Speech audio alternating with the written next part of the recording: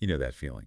When you're really putting in the work, trying to get better at something. Mm, Maybe a sport, could be an instrument, maybe even just a skill at work. But the progress just feels so slow, like you're stuck. yeah, absolutely. Wading through treacle, as you said. Exactly. Well, what if there was a way to speed that up? A method really honed by athletes, but that actually works for almost anything. That's pretty much what we've been digging into. We've looked closely at quite a range of sources. Okay. Things from USA Volleyball, the Canadian Elite Academy, also coaching guides, stuff on long-term athlete development. So good mix. A real mix. And yeah, a lot of examples are from volleyball, but the actual ideas, the principles, they apply much more broadly Yeah. for anyone wanting to, level up. Right. So the mission for this deep dive then is what? To pull out the best strategies. Essentially, yeah. Wow. How can you structure your individual practice time Okay. to really laser focus on weak spots, refine techniques, and, well, actually see some real progress? Makes sense. So where do we start? Let's kick off with something that just kept coming up in the sources. Right. The power of dedicated individual practice. It's a huge theme. Right. Athletes really need to carve out time, totally separate from team practices, Okay. specifically to work on their areas for growth. Could be a volleyball serve, could be anything fundamental. Okay, let's unpack that. Why is that solo time so vital? I mean, team practices are important, aren't they? Oh, absolutely essential for strategy, teamwork, playing the game. Yeah. You need that. Yeah.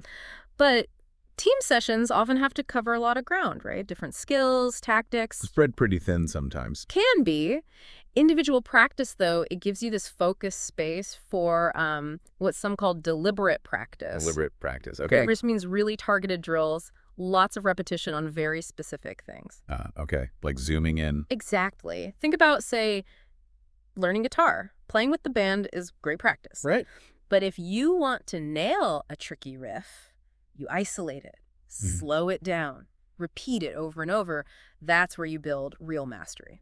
Gotcha. And in volleyball. Well, if your spiking consistency is off, for example, Yeah. individual work lets you do maybe hundreds of focused reps just on your approach or your jump or your arm swing, stuff that might get lost in a faster team drill. That makes a lot of sense. It's like general fitness is good, but marathon runners need specific long distance runs. Precisely. So we get the why.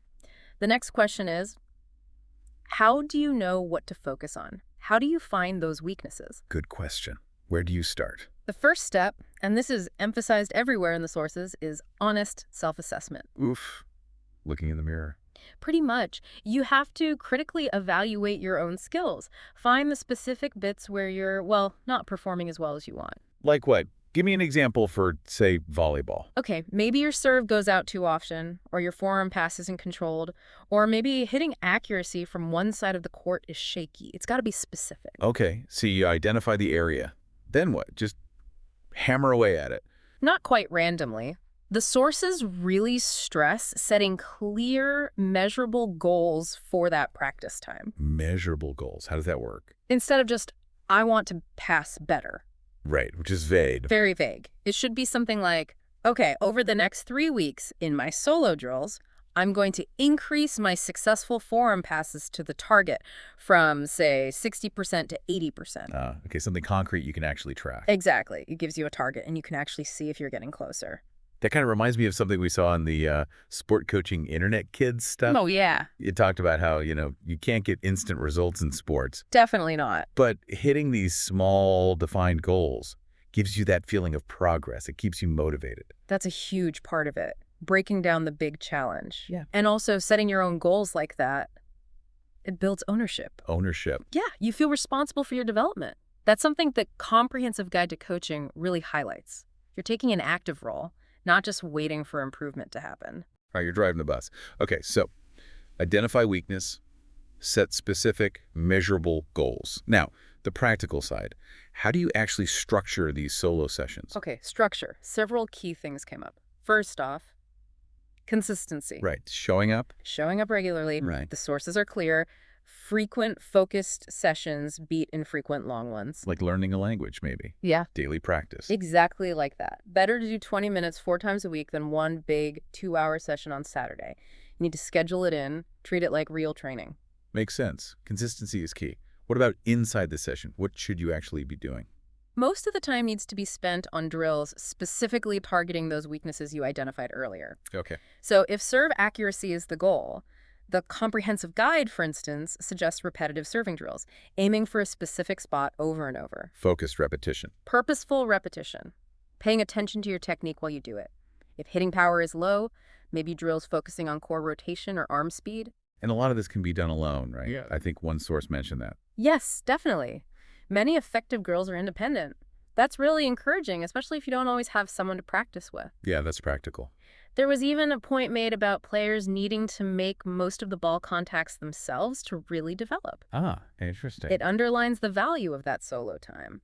Practicing, setting against a wall, working on footwork patterns alone, it all adds up. So every session has a clear objective tied back to the main goal, and you're tracking how you do.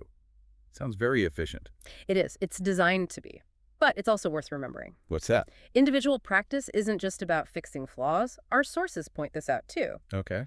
It's also a great chance to sharpen your strengths, to refine what you already do well. Ah, that's a good point. Yeah. Don't want to get so focused on weaknesses that your strengths fade, right? Exactly. You need balance.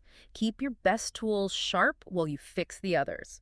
Plus, it's good for confidence. So spend some time on strengths too. Yeah, dedicate a portion of your session. If you're a volleyball player with a great jump serve, maybe you practice hitting different spots in the court or work on disguising it better. Keep improving everything.